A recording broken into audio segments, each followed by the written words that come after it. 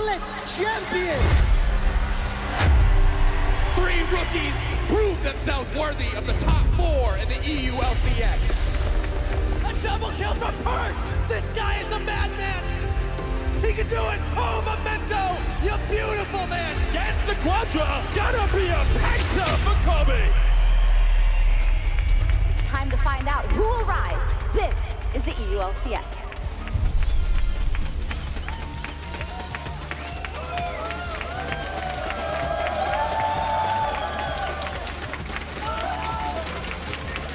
Welcome back, everyone, to Week 6 of the European LCS Summer Split, live from Berlin, Germany. This is Ready Check, and we will be talking about the race for playoffs, Vitality's new jungler, and you guys will also get a chance to weigh in on some important matters via voting via chat. That is in just a second. First, let us introduce ourselves. I'm Sjokz supporter, here with Martin Deficio Lunga and Alvar Araneae Martin Alienar.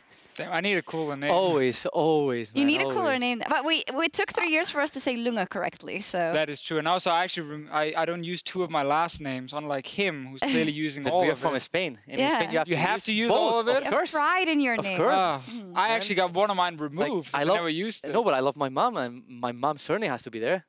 That's true. But I had 2 of my dads, and I got rid of one. I don't have any middle names. What does that mean? I'm just like a peasant or what? I'm just... Yeah. Let's keep going with it, please. Alrighty, Yeah. so let's take a look at what happened yesterday as some teams took a very big step towards playoffs, namely Roccat and Vitality. They both secured very important wins, and all eyes were on Vitality and them subbing in Kikis and taking out Gilius in their game versus Giants. There we see the swag man himself stepping out of the Got shuttle. new tattoos. Will be playing today as well. So what do we think of his debut, Ara? I think he played overall great. I think the mid game and the team fights he was playing was really, really good. The early game wasn't the best. Like, Yeah. He didn't play the best early game so far, but I'm not going to say Gilius played them. So I guess it was good to have them here. I was scared in the start. So he got the first blood top, which was great. Then he invades Raptor Camp level 4 and dies. Really dumb. Then he goes bot lane a couple minutes later and forces a 3v4 team fight and loses the fight with his team. And I was like, oh, baby, this is not working out. great. This is just running forward and just dying. But then late game team fights, he actually did well on the Kindred. and Vitality, for one of the first times, came back from a big deficit, which to me was a step forward. That must mean that, you know, they overcome some of that tilting we accused them from in the past, and they were able to fight their way back. One game sample. I mean, I guess he's bringing Yeah. that positiveness, that keep smiling into the game. Or The that's keep something smiling. that is helping the team because obviously when Vitality in the past they were losing, they struggle a lot. They don't know what to do. They have no ideas. They have no game plans whatsoever. So in this game, actually, they had something. At least the team fights were working out. It was working out at the end. I feel like Vitality keep taking a bunch of steps back. And yeah, they will take some steps forward as well, but they're not really getting anywhere. They're just kind of moving in the same place. I mean, the same maybe goes for Roccat. They've gone 1-1 every single They're week, stepping and they're forward. up first. There's Vitality, but it does seem that they're taking some steps forward. Yesterday, they crushed H2K, so they're still doing good. The guys were in good spirits arriving in the studio today. That clash against Vitality will be very important, I think, for the race in playoffs, and also just telling you something about each team's style. I mean, we constantly, for our middle teams, ask for something we can latch on to. Yeah. Some sort of consistency. Not 2-0 week. A 2-0 week would be great. Not the 1-1 all the time where we praise the team one day and then they lose and then we flame them the next day and then they win. You know, it gets really difficult then to actually build the big stories around them. But I think with Roccat, 2 games in a row now, they have consistently looked good early. One was against G2, so that's the top of the standings, and then against HK at the bottom. If they do it against Vitality, they are clearly a playoff team. Yeah, I was talking with the Rocket staff about their game versus Misfits, where they had the double TP in top lane, and they just crushed the game Misfits at that point. They told me they learned a lot from that game. And after this, they played versus G2, they stomped them. Yep. They played yesterday versus S2K, they played really, really well. So I think it's a looking forward for them. Like, I think they're improving a lot, and I think this is their game. They have to prove themselves to be a top team or not. Well, look at the standings. If Roccat is able to win today and Schalke loses or stays the same, all of a sudden they find themselves with a game between them and Vitality, which is a direct competitor for the playoff race. So that is insanely, insanely important. And then we have to look at those other teams as well. Splice lost, Schalke lost, so they definitely didn't have the best first day. They did not, obviously, Splice lost in like 25 minutes against G2 with Oramna dying 10 million times in the top lane. That was rough. But I think also just for Roccat, if they win today, you expect Splice to lose later against Misfits. You suddenly have a 2-game buffer to a team outside of the top 6, and that's the key thing. Super important for the playoff race. Now, at the top of the table, how did our top 3 do yesterday? Deficio, break it down. Our top teams, they looked very good yesterday, starting with Misfits specifically and looking at the bottom lane. The enemy team, they draft Zyra Khan. That means we get Draven from Hansama. We also got Mickey on his Morgana, and he landed every single binding the first 15 minutes. Ignore the clip for now. That's something else. We're going to talk about that later. Misfits, that's the one we're looking for, because look at this bad boy here. It's a binding into a Draven, smacking people in the face, and then you just lose lane. There's really nothing you can do once Misfits bottom lane get a good matchup, and they play like this. Good bounce back game for Hansama as well, a man who talked about not having the impact he was hoping for in the last few weeks, but definitely bounced back here. Fnatic, we already teased the clip. We'll show it again because we can show this clip 10 million times. Nukedog getting shut down, level 1, level 2, level 3, level 4, losing his turret at level 6, at minute 6. He never got to play League of Legends in this game just due to the great strategy Fnatic brings around the mid lane. I'm just going to say it, it's not fun to play mid against Fnatic, and not just because of caps, because of the entire team trying to kill you. Last part, it is of course G2 Esports. We already mentioned how Spice lost in 25 minutes. Oramna died 5 times in the early game. Here's one of them, it's Sjokz. The First Blood King is back, giving First Blood to the other team, but then, of course, getting revenge and killing the enemy top laner multiple times. G2 Esports had actually looked pretty rough after Rift Rivals, but this was the best game we've seen in 2 weeks from these guys, and especially from Sjokz, who is one of the most important players on this team. And overall, we're looking at how our top 3 is developing and how they look better than maybe every other team below them. So for them, this has been a fantastic, fantastic day 1.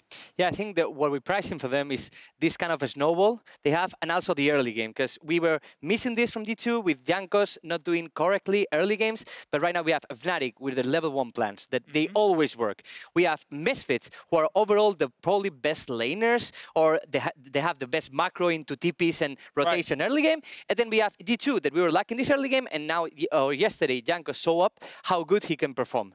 Yeah, all on fire. Great days for those teams, but in League of Legends, you can also have a rough day and some tough times, and just sometimes have a generally crappy day.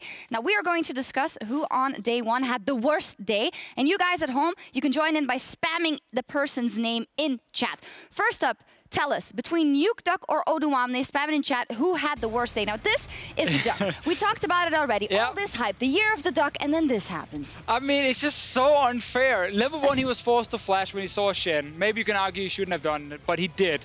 Then he gets towered of level 2 between 2 turrets, and he dies. And the first time he's going aggressive, first time he goes aggressive, Nocturne goes to him.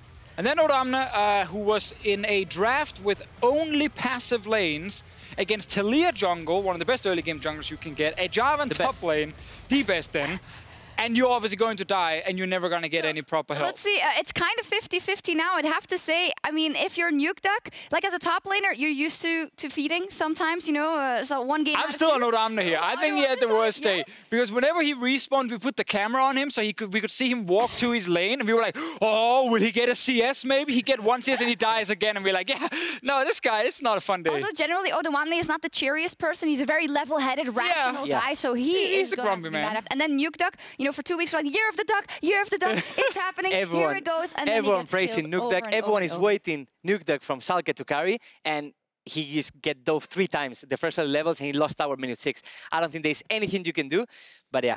Nukedog's winning. It looks like Nukedog is winning. According to you guys, Nukedog did have the worst day. It's also match of the week, so everyone was watching you. Okay, it's completely 50-50. Let's end it at that. It seems like you guys think that they had an equally bad day, Oduamne. Okay, well, we do have to cut this off. You got to move at some point. So I'm cutting it off. Oduamne had the worst day. Yes! There we go. Second up, who had the worst day between Amazing or Joko? This may be a bit BM, but this was so bad. I felt so bad for Amazing, because I think in this play he thought he could get a double kill on Orianna and Nocturne, and he had a dunk getting Orianna, trying to flash for Nocturne, not getting Nocturne as well, and then Sen suddenly appearing into his lane. But look at this, look at this, look at this. The walls in League of Legends do not move. and you couldn't even hit the wall. I mean, people call Mundo like a wall, you know? Yeah, Like, he's so tanky. Oh God, Spam amazing. No! That's a bit worse. Who had the worst day? That was a bit worse. I mean, I think for amazing, you could say he saw it. The intention was there, and then it didn't play out. It was definitely there for Sjokz But as well. Sjokz does it twice. He misses the hook shot but at the same on time- a non-moving target. At the same time, looking at Salka, like, Nuke deck, get died. Yeah. Then after he thinks, okay, it's only That's an 1-0. unforced error. Yeah, it's 1-0. And then Amazing appears. Not only he dies, he's also giving double buff And flash. to enemy mid laner. Oh, Yeah. Amazing Like- is winning hard right Yeah, now. amazing. Yeah, Amazing I has to think, win that I one. think Amazing has to amazing, win like that one. Which is, he chased after. So he flashes over, he doesn't get the auto. You can be like, okay, you step away, we're just gonna laugh at you for 1 second and move on. But he's like, all right, I'm not killing that guy, I'm going for the Orianna instead. He starts running after him and then he dies there. And Like, now Joko's winning. Yeah, And now Joko Joko's winning. definitely, I yeah. think Hard stomping. by the way. Joko missing E twice, that might even been a third time. He It works. probably got so many tweets about that. He said Camille E bugged. Yeah, I thought it Definitely was not funny. the case. I love that he took it in stride. Oh, It's but you have to. Dudes, I effed up. All right, it Joko gets happened. this one. Joko gets it. Well, you guys have been spamming furiously, so maybe we get an extra addition in here. You can spam. Who would you rather have on your team, Pantheon or Vedius? As Pantheon. So spam Pantheon or Vedius, and here you can see what you have to choose between a perfectly chiseled specimen of a man and actual Pantheon. Right, exactly. Like, look, notice how Vedi doesn't need the body armor to look buffed. He does that on his own. Who took that screenshot? It's like the most derpy Vedius photo you could ever see. I mean, you have to go Vedi's. Yeah. Yeah, I mean, I would go Vedius 100%, but the Oh crowd my, is not going the for fans Vedius. are not I feel giving him actually any- so Really? One bad. Pantheon? I feel actually so Instead of bad. Vedi?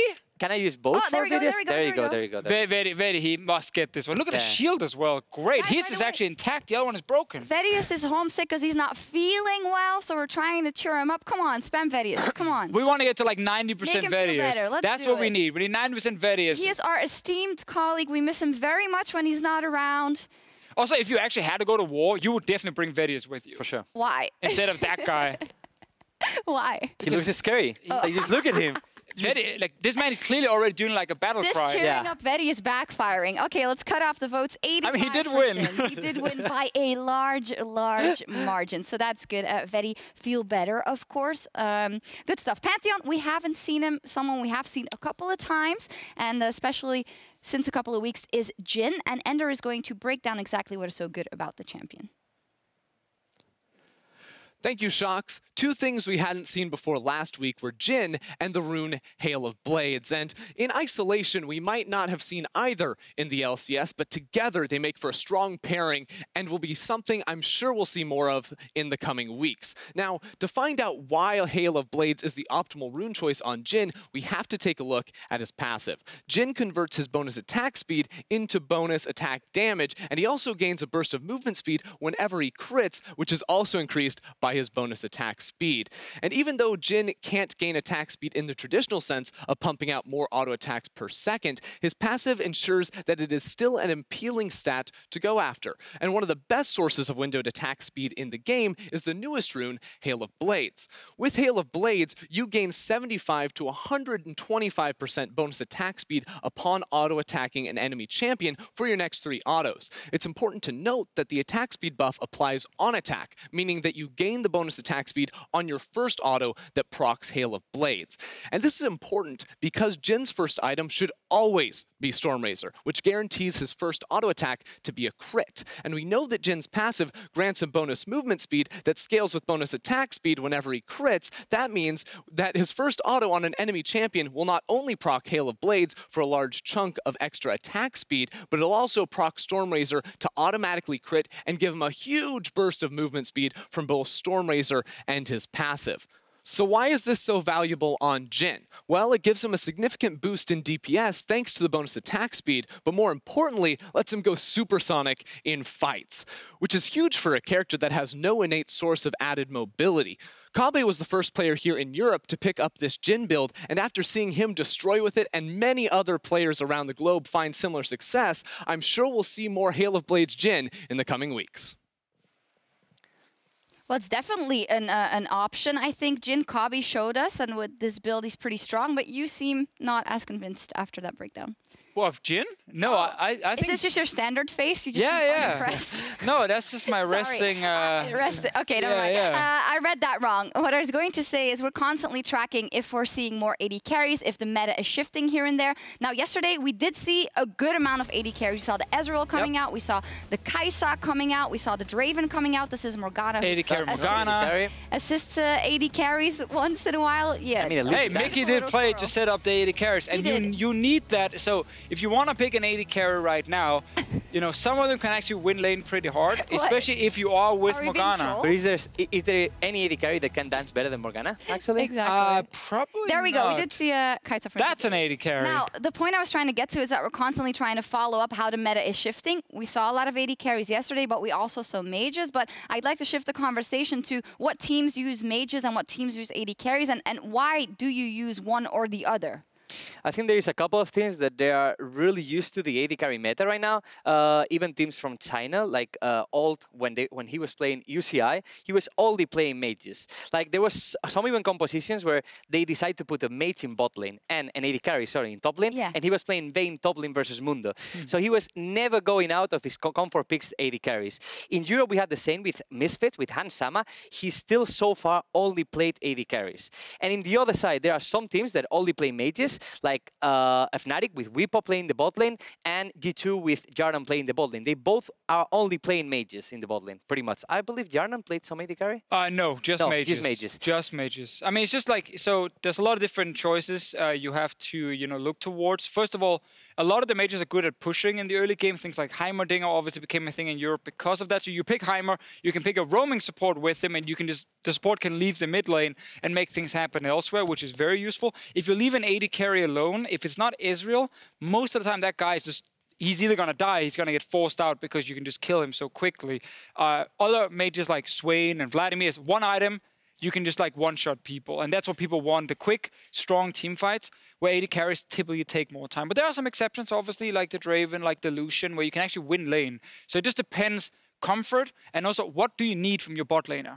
What is interesting to me is following up to, you know, Hans Sama, who's only played AD carries here. There are a couple of others like Steelback as well, but it's for me, I'm waiting for an AD carry who shows complete mastery in the AD carry position. Perfect player. To be almost as good also on mages, so a team that can flex that, because we've seen examples like Upset has done both, but it's not like he crushed with the mages or even with the AD carries that much. So I'd love to see someone who can do both, but I don't know if that's a realistic expectation from people who've been playing AD carry for 7 years. I think that's really, really hard. Yeah. So far, I've been coaching AD carries, and so far, it's really hard for them to master and mages. Like, they can pick up like one or two of them, start practicing them, and start playing on a really good level. But the thing is, there are, as Weepo said yesterday, there are like 20 mages that can work on bot lane. Yesterday, we saw Victor. We've seen a lot of Orianna. We've seen Rice. We've seen Vladimir, Swain. There are so many mages that can work in bot lane. So to master all of them is almost impossible for an AD carry. That it is. We'll keep track of if there's more mages or AD carries in the bot lane as we count down to our finals in Madrid. Just as a reminder, you can still get your tickets at eu.llesports.com/Madrid and join us there for the finals in the third place match. But, well, you don't have to wait that long to see the action in Spain, because every week there's the LVP Superliga. And Araneae, you are the coach of Mad Lions. Can you break down what's going on there? Who's the best team? Who's the second best team? I mean, so far we were the current champions of the LVP. We won in April, Murcia versus Movistar Riders. Right now the season is the second split. Riders is first place, and the second place we are tied on that second place between KIF, Mad Lions, and Giants. There's the four teams that it's similar to LCS, where I believe these four teams, they are just better than the other teams.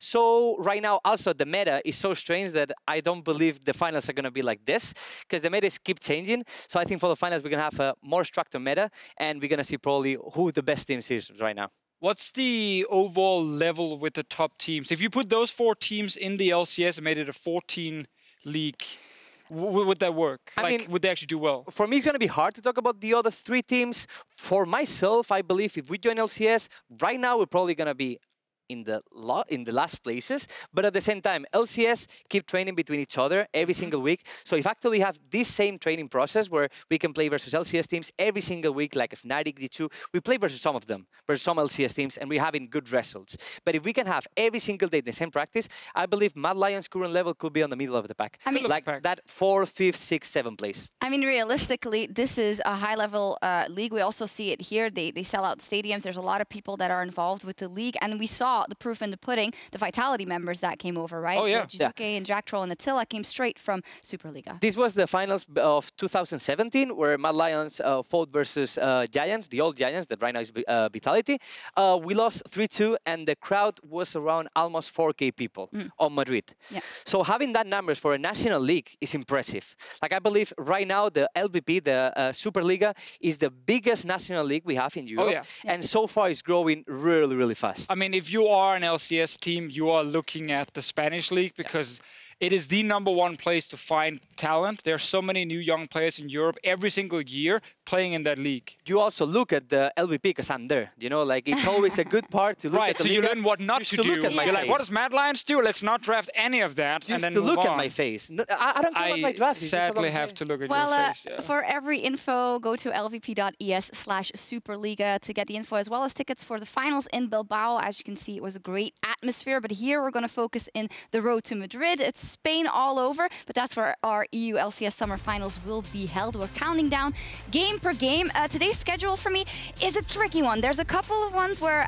I feel like it would be very hard for a team to get a win. Fnatic versus H2K seems near impossible, but there may be some impossible. that are closer. H2K. Yeah, you can start that one and predict them, that's for sure. I think I hope Trevor does it, please. I really hope Trevor Trevor might. does I mean, he it. said he Yes. gambled yesterday and it Yes. backfired. I just said he just had bad predictions. We'll see in a second. I think with the schedule, there is a world where we just have the 3 top teams winning again, and the last couple of games can be a little bit one-sided. But I think the Schalke G2 and the Splice Misfits, like I can actually see these games being pretty back and forth. Schalke and Splice definitely can actually challenge. We got some of the top confirmation that guys. nobody actually voted for H2K. No one So voted this for is when they're gonna H2K. do What it. a surprise! It's Last week someone did. H2K is turning out to be, yeah, it was me. It's turning out to be this this could be the golden ticket if you need to make up 1 or 2 points in the standings and you're the only one to get that right when they win. Epic. Yeah. It's true. Like, it's true. But it's so weird. There's actually pressure on you when you play H2K now because you don't want to be the team losing to the 0-11, 0-12, whatever they end up being at some point. And also, if you're a bottom team and you lose to them, that's a crucial win the other teams have already gotten. So while Fnatic probably is never going to lose, the remaining of the games, there is some pressure. Oh, is that a cast or curse, I hear? Well, we're still looking for Fnatic will never lose. Is the superior analyst in our prediction. Let's see what we got today. A lot of faith in Roccat.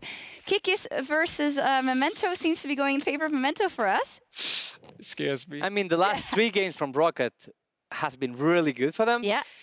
They've Vitality. never gone 2-0. They've never gone 2-0. But they're looking better right now. Like Yeah. this week and last week, they look better so far. And Vitality yesterday with Kikis, even though they win, they didn't look the strongest teams. For the rest, we agree. We're split on Giants and Unicorns of Love. The fans are also for Giants in this one. Yeah, I I mean, think I'm from my team, you know, like Yeah. he's for his team, that's fine. Giants is from Spain. I think it's pretty 50-50. Like, both teams have a lot of issues when it comes to, like, finishing games. I think Unicorns with Cold versus Joko, like, that's kind of the jungle matchup I'm really looking for in this one. And Cold should be able to handle what Joko's doing. I mean, I think if Joko goes on something like a mill, I think he can carry there. So I was just thinking of that. I definitely don't want to lose to the viewers, and I'm 2 points behind. And if Unicorns don't win, I'll be 3 points behind. That's like the ultimate embarrassment. But if Unicorns win, you're only 1 point yeah, behind. that's So how that works. you're almost there. Anyway, counting down to our very first game of the day, 6 minutes away. Roccat versus Vitality. Extremely, extremely important duel for the standings and the race for playoffs. It's always action-packed, honestly, Roccat versus Vitality. They're both teams that love to go at it in the early game. There are 2 teams who must win the early game to look good in their games. That's the simple way to say it. I believe how they say it is just bloodbath early game. Yes. They just try to fight for every single objective. Like, if there is a Scuttle, they will fight for it. If there is a Drake, they will fight for it. And if there is a Pingward, they're going to fight for it. So they're going to fight non-stop. And I think it's going to be a really interesting match. It will be. Now, we are always talking about this guy, about Memento, when it comes to Roccat, but we also wanted to check in with their comms and see, who exactly is doing the shot calling. So we took a listen to their comms in their match, in their epic win versus G2 last week. So listen with us. I already got it. I think just come use Herald top now. Yes, I need Kindred. Yeah, Where is Kindred? I'm moving. I still have Herald. You got Herald top? Yes, I got it. I have Tom now. Okay. They don't have TP wards behind us. We can just take tower. Yeah, And we can dive to no. We don't need Herald, No, but they're here. They're here. I'm coming. We can Wait, now we can. I ignited him. You can. Careful. Kill. Urgot, look Urgot. Go. Hey, we are planned, you guys know. Top pressure and go mid and the rotation bot, okay? Yeah. Rotation play. And the Thunder, Urgot no flash. Hey. Yeah. No, yes, Rakan, come with me. We get full vision top side. I mean, you guys just We can focus spot for... focus. You want us to go back bot? Yeah, I think now it's okay. I have TP. Okay. I can TP bot. Okay. All right, so it's not just Memento. It's actually more Prophet doing a lot of the macro shot calling and Norscairn doing the target selection, it seems. Yeah, it takes me a little bit off guard because that's awesome that Prophet's English is now that good that he does this level of shot calling. Yeah, I think no one will expect that Prophet came to this good English and to this shot calling level on Roccat, and everyone was thinking it's going to be all about Memento. Everyone will thought like Memento is the one shot calling everything, he's calling where do you have to go early game and anything, but actually it's Prophet the one saying like, this guy doesn't have TP, I have TP, this guy doesn't have flash, we can do a rotation to mid, to bot, and everything. Alvar, how valuable is that as a jungler that your laners do that? I think it's so valuable. Like when you're a jungler and your lanes doesn't give you information, you're lost. You're completely lost because you're like, okay, I'm going to do whatever I think I have to do, but it's probably not going to be the correct. But if you have laners who is telling you, okay, this guy doesn't have flash, I have the pressure, I can roam, this guy has flash, he has TP, so we have to force on this lane instead of the other lanes because he's going to TP the other lane, so it's always really good for a team. And overall, just a very good thing for Roccat that it's not a one-man show. Memento might still be the guy we're looking at for early plays, the early impact, but if the macro calls are coming from Prophet, we saw the target selection came from Norscairn as well, so it's very split up. There's multiple members with responsibility, and that's what you want on a great team, because you need multiple members adding value in communication. Super impressive, I think, and maybe that's why we're seeing the development out of Roccat. This is all gelling very well, and they're evolving their communication style. We'll see how it pans out over their opponents. Team Vitality, when it comes to communication, they just got a new jungler in there, Kikis, so they're probably adjusting a little bit. Yesterday versus Giants, slow start, but they turned it around, and they got a win on the books. And that's the important thing. Yeah, I mean, Kikis is a player that in the past, he already won LCS. He has a lot of experience, so I'm not going to call this guy like a rookie. Like, no. He's so far not even close to rookie. So he has a lot of experience, and probably if he can put all the experience he was playing with D2, with Unicorns Aloft into this team, they can probably improve. It would be huge if they get a 2-0. Vitality was struggling a fair bit before this week. Yeah, I mean, this was a team where we had a discussion a couple of weeks ago about them being locked in top 4 or not. The answer then was no, and I guess we ended up being correct because they have them been falling down. The gold graph, as you guys can see on the screen, like, it's not what you want when you actually did get a goal lead in the mid game and then you lost the team fights, and that's still the thing I'm looking at.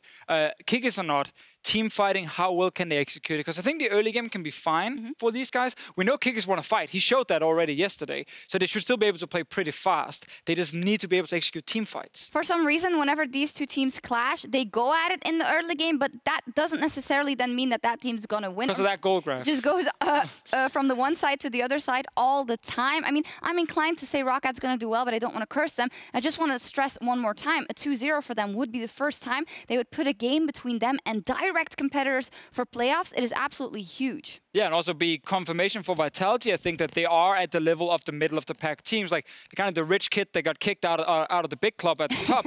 They're not sitting with Fnatic and G2 and having fun anymore. They are fighting down in the mud now. It's getting a bit dirty for them, and they just must be able to beat Roccat. They must be able to beat the teams underneath them so they can actually get the playoff spot. Yeah, that's a great point. It must hurt for a couple of the egos on the team. If you did so well in spring, you want to keep doing well. Well, ladies and gentlemen, it is about time for the grudge match of the week, a pivotal fight in the race for playoffs. It's Roccat versus Vitality.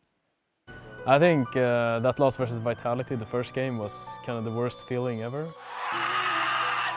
I can't believe it! One more hit is gonna do it! And they're just gonna lock the game! Vitality outstanding. I TP'd, I started like hitting turrets, my team suicided, they stopped every single recall and we won. Attila and Sjokz like dabbed on Norskeren. It was a great game. Since then, I've just always wanted to win against them, destroy them. Games that we played against them, they were pretty even all the time, and then we just fought a lot. Memento stepping right in, dragged around the map. Let's see if the Aurelia can do a damn thing. The Tomcat swallowing up Memento. Nobody's down just yet, but that is about to change. Here comes the Heimerdinger damage, and Rocket bleeding. Comic Shark's going down. Rocket might have found the fight after all. Vitality as a team just keeps trying all the time. They just want to fight us. So it will definitely be a bloodbath. Ooh, I can't wait to see what's coming up in this rematch, guys. That is going to be epic.